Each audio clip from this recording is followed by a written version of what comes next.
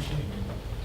So the next question is based on this model here, and I'm sorry if I've been half organised that we're giving you guys copies so you can get it out. But as was reflected in these comments here, if we look at the bottom there on the right-hand side, conventional practice is at the base of a downward spiral.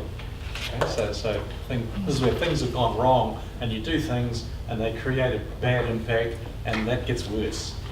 So, and that's what we might call conventional practice. And then green is where you just sort of, well, green it up a bit, maybe greenwash it, make it a bit nicer. And then sustainable. This comes from a model from Christian Daniel Wahl from his book Designing Regenerative Cultures. He said sustainable is like 100% less bad. That's links to what you're saying. And then he says maybe we restore, we fix what we've damaged, but he says that's still us doing it to nature. And then going further on, it's reconciliatory, but ultimately it's regenerative. And to become regenerative, what we have to do is we have to listen, and we have to design alongside nature. We have to listen to nature, learn from nature basically, and put our arrogance aside, adopt a humble posture of learning, and then that spiral goes up. So my question is, how does that framework relate to what you're doing? That's quite an open question, not an easy one. Yeah, who'd like to have a shot? I think that again comes kind of down to your worldview, because all the way that that's sort of framed is like humans have domain. Yes. Yeah.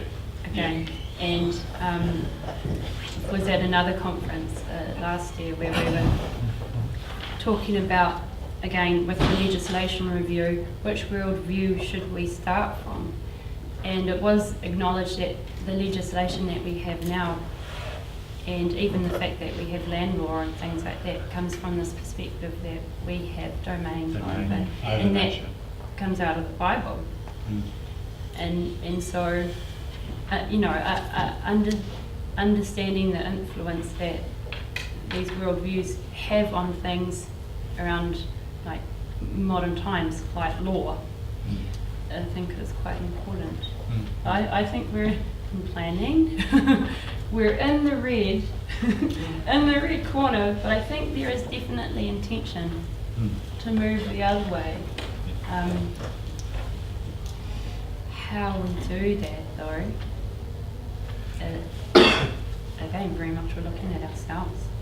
Well, like a supplementary question there in terms of the WDC. There's been a lot of changes in the city, and encouraging walking and things like that. And those are steps, these small steps, but they're steps, aren't they? Yeah, they are. And like I was thinking about that earlier, we've got things like our walking and cycling strategy, in which, that the benefit to the individual is definitely, has definitely got a regenerative component to it. And then we've got our urban design principles that will come out as part of some bigger plan changes to the urban rules. And they're about bringing life back into the city, stopping sprawl, using our land better for its intended purpose. I hope we move away from things like draining wetlands and building of flood hazards and stuff like that. And also our blue-green network strategy reconnects people with the environment, because at the moment, if you notice in town, a lot of our streams are kind of at the back of the streets or at the back of the industrial areas. They're fenced off, you can't see them. And that strategy is about using those spaces as movement spaces as they once were, reconnecting humans with them, and through that you get that almost passive education and starting to care for these spaces and understanding the impact of how you live on our natural environment. So yeah, there's definitely work that council is doing, and we've just adopted a sustainability strategy. That was a big word for us, and we're quite proud of that. But again, it's not just about, well, for us as an organisation, we've got to look at understanding what our impact is through things like the services we provide for the community. Okay, so like Malcolm was saying, the wastewater treatment plant that we run and the environmental, the level of the quality, the water quality level that comes out of that treatment plant is always increasing in terms of the requirements on council. But you can all help with that by making wise decisions. So there is work that council's doing that is regenerative, but then thinking about other work that we do within our service delivery to the community, there is a lot that has a huge impact. For example, roads and footpaths and infrastructure, there's a lot of embedded energy in concrete.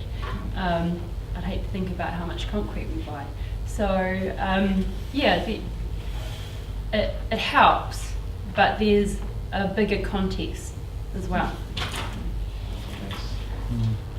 I agree with you. I think it's all about culture, really.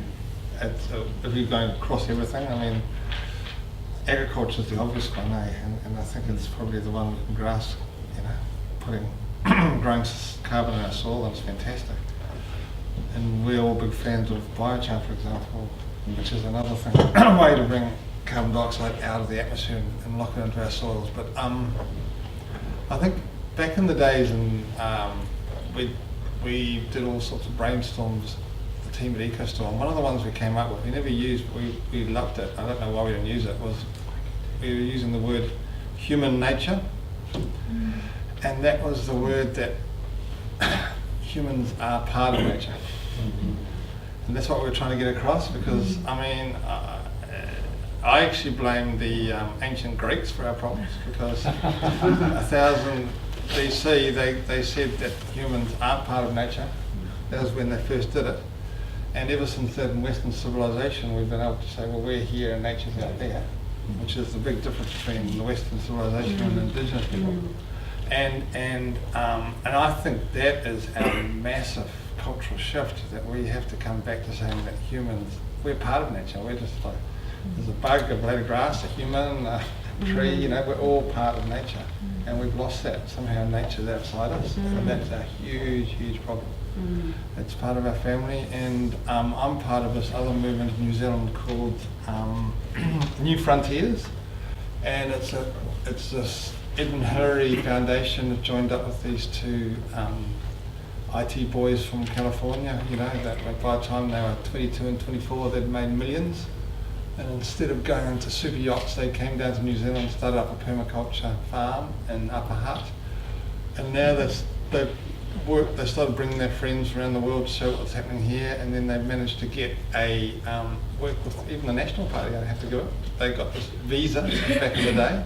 So now they're allowed to bring 100 people a year into New Zealand who are into regeneration, who are into value-led business, who are into social enterprise.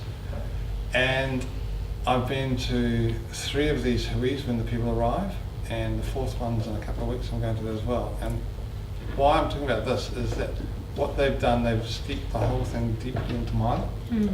And for the first week, when the people come from around the world, they just train up in Te Māori, So by the time we arrive, they give us haka and they can speak to us.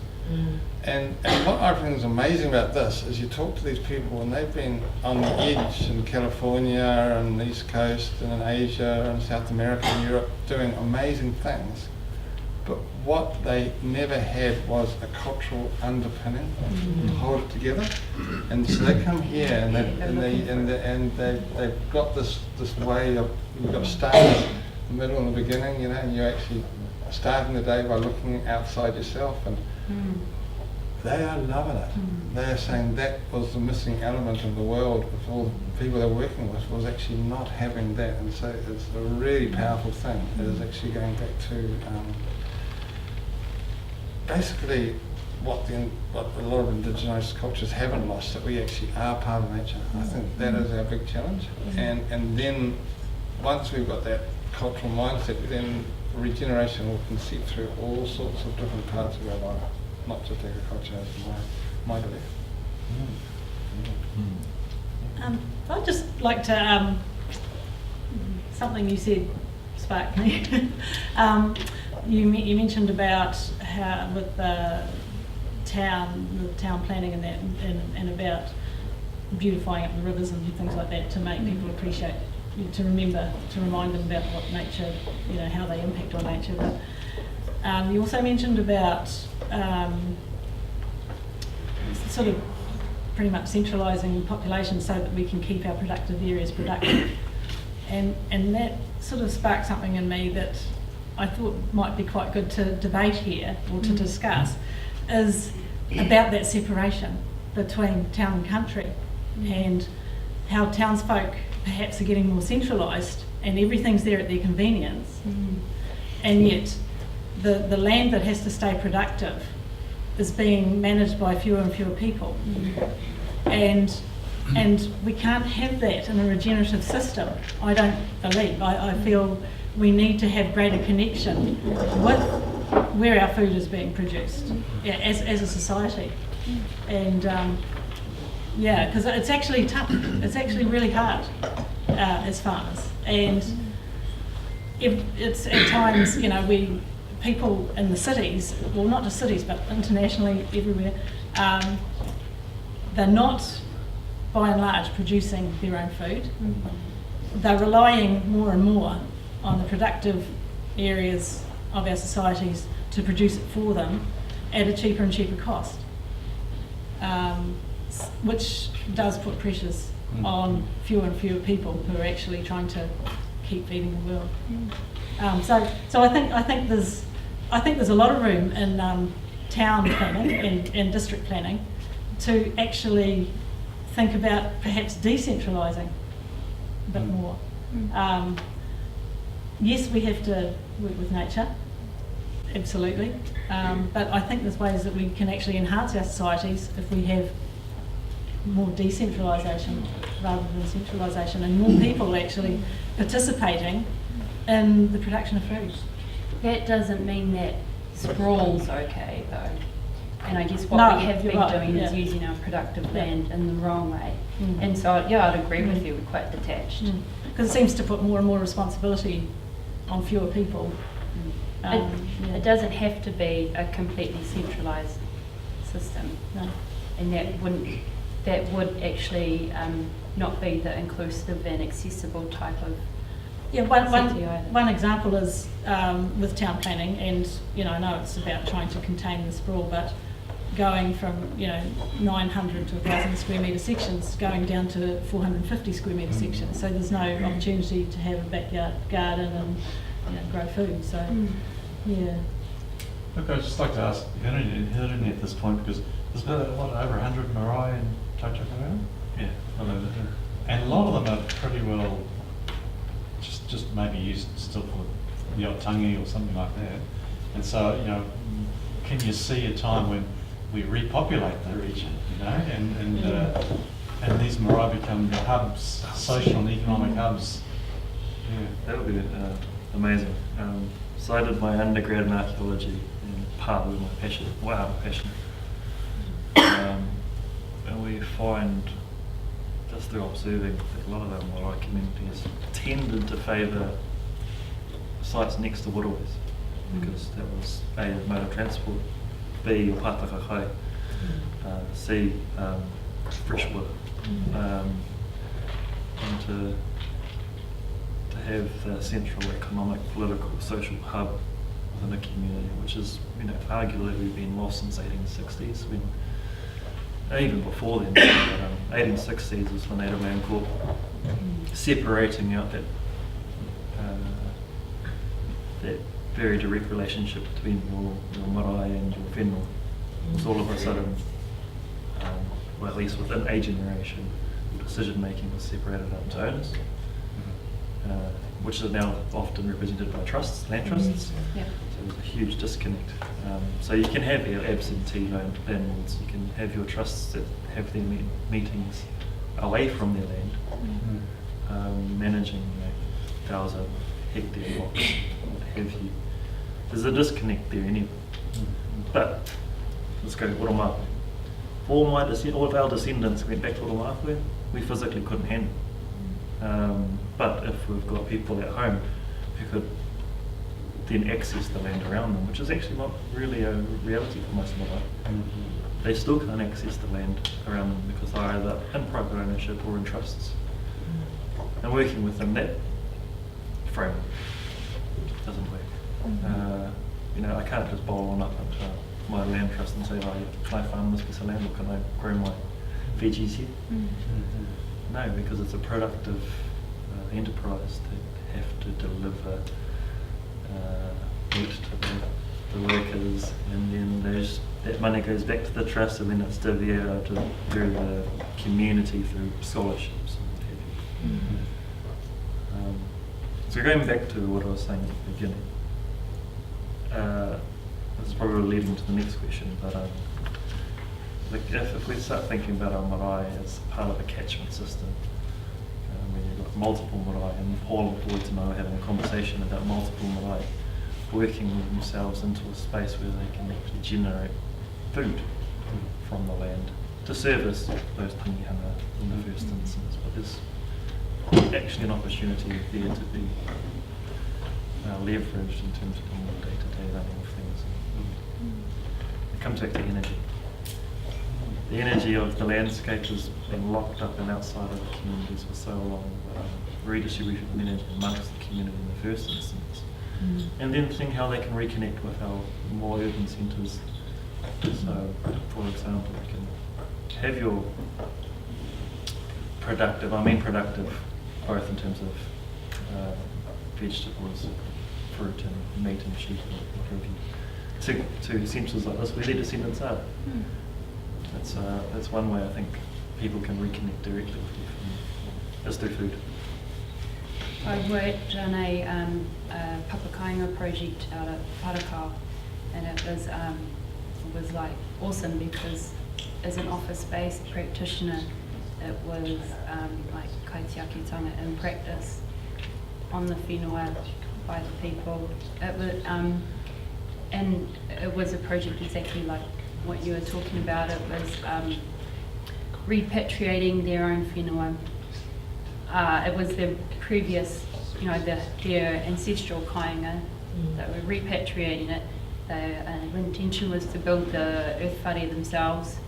There was a huge permaculture farm, and all of the effects that were going to be external to the site were only ever positive. And along the properties along the Mangakahia River, so for example, runoff and things like that, for an already polluted water body, it was very important to them that they were actually trying to raise the mauri of that water body rather than contributing to its continuous deterioration. And their intention was to feed their whānau on their site and also enable them to be able to be based there all the time, so that they didn't actually have to travel into town. They could, that was their hub, that was their centre. So they were living there, working there, growing all their kai there, and only sort of commuting for those who actually had work in town or the tamariki who needed to go to school. The intention was for any extra kai that they produce would be to help feed the marae, and also then anything else might be able to be used for commercial gain. But it was that complete reconnection and very holistic sense of using their whenua. But where I'm from on my dad's side in the far north, it's a place called Taimaro, we can't continue to use or to keep just turning up and building our whare as we have been. It's an incredible place, and yet we do tend to treat it like almost like we do with Pākehā land blocks, where this is my area and this is my area and this is my area, but actually that's not what the kāinga looked like before. And we're in a stage now where we're looking at building a new whare at the top of the hill, and in my mind I can't separate that project from what else is happening on the block.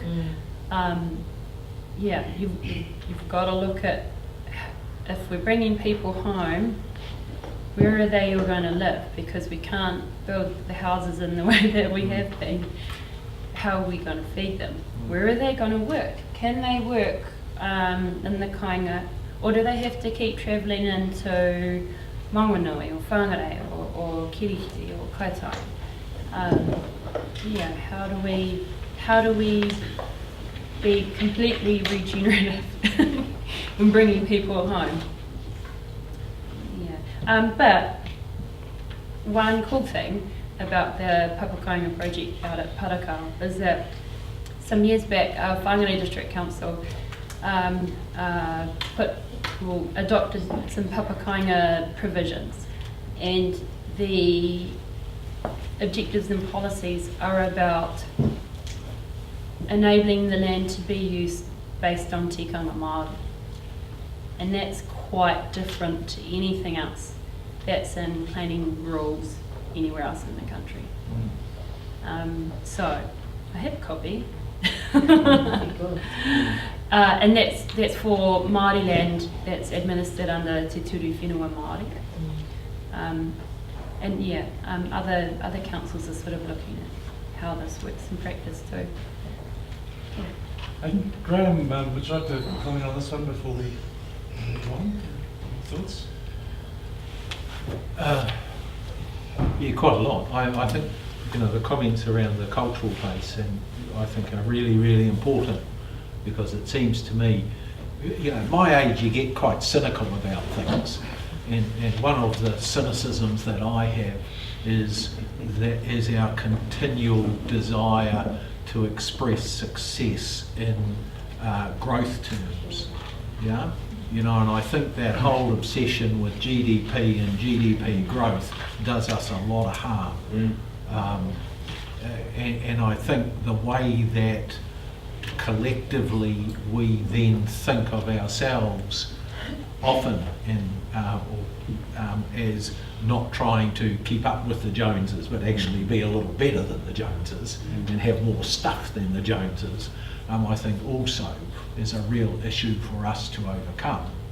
Where you've got a culture where shopping becomes one of the key leisure activities, I think you've really got to question the fundamental values of that culture. So I think really some of the things we have to overcome is a different kind of a scorecard around what success looks like. And that really requires a fundamental look at culture and at, dare I say, spiritual values in order to answer that question. So recently you've come back from Ghana. Can you make any connections here in terms of what you learned from being there? Make a lot of connections. We've been going to Ghana for a long time now, for about 12 years, and we spent a year working there, running an NGO which was driving education and sanitation. And so one of the things that this NGO is doing in a remote rural part of Ghana is building composting toilets. And we've built enough toilets now to serve about 3,000 people. And the reason for their success is that they produce very, very high quality fertiliser in a farming village. You'd never get away with this here. But man, I tell you, why not? And that is why not. That's the question. Because this stuff, when it comes out, you can handle it, and the reason people use these toilets, and there's a waiting list of over 100 families, is that it actually makes stuff grow really, really well. So that's a real positive. And when I look at the change in Ghana over that period of green thinking coming through, it's a remarkable transformation, but it's such a long way to go. It's something like 1 person in 8 or 10 has access to a toilet in Ghana, and for the rest it's the bush or the beach. Yeah, and that's pretty horrific in all kinds of ways. But the other thing I'd say too is that while in those rural communities you're seeing a very, very close connection to the earth and to the land, the aspiration of the people is still to be the big man and drive the big car and have the flash television. You know, we've actually imposed this thinking, this materialism on people there as well, and it's very stark in places like Ghana. Can I ask,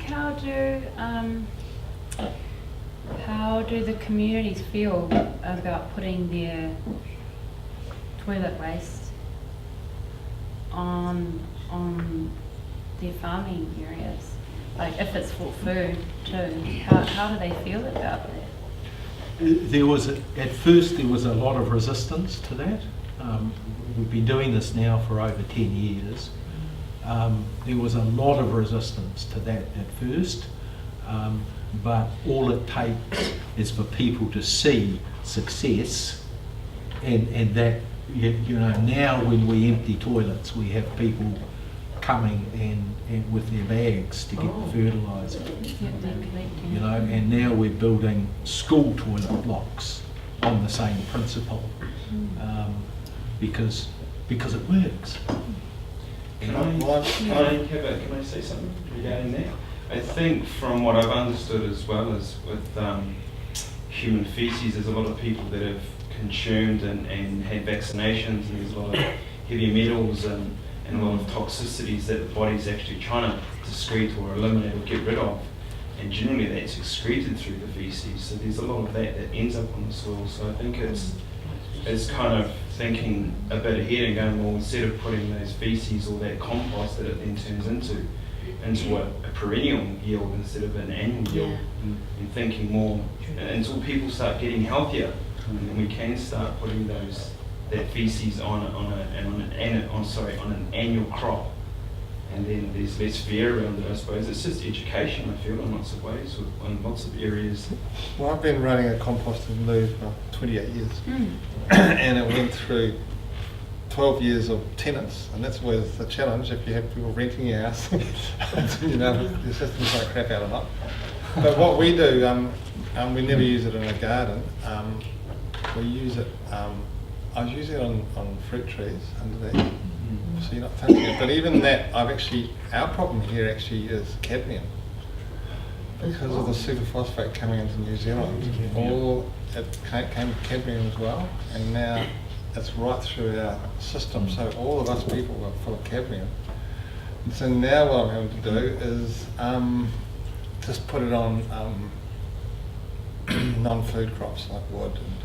But it's brilliant stuff. I mean, it's the best possible fertiliser you can have. But you can, if you've got a permaculture system, everything you do is not food. So that's what we do with ours now. That's what I'm personally doing. Is actually forestry. What's the difference between the compostable toilet and the one with the tidal rooms? Is it the same? They're the same family. So you had something in the compostable, like the worms? Or? The one we set up, and I was the first person to get a Whangarei Council permit for it too. So this permit. So I got this permitted back in '88. I got a council permit for this. So it's on the district plan now, so you can use this one. So the one that we're using is a chimney situation. Oh yeah. So therefore, I mean, if you, and it was actually, believe it or not, it was old Hunterbass who put me onto it, because I went up to his place and that's what he was using. But the one I got was from America, and it's like a big compost bin, but at the very, and you're coming up above, and at the bottom of the grill, and air comes in, and then there's a chimney, so air's sucking through all the time, because if you have aerobic decomposition, it doesn't smell at all, but if you have anaerobic in water, then it stinks like hell. So basically all it is a and so every time after it's as though you just put down a handful of sawdust, Oh, yes. and that's all simple as that. You're separating out urine? You don't Yeah, have to on the section system of because water. of You the, don't have to, but it because does help. yeah, we tell people not To to pee in there. Be pooing. To be on the lemon tree. exactly Oh, right. lemon tree. So we've actually got little patches of biochar all around the property, Oh, okay. which we Yeah, look, we'll just we'll just sort of have a bit of a break here and just get some questions. So I wasn't going to leave questions to the end. Questions or brief comments, and if you need to stretch too, we can do that. So any questions or comments? Yeah.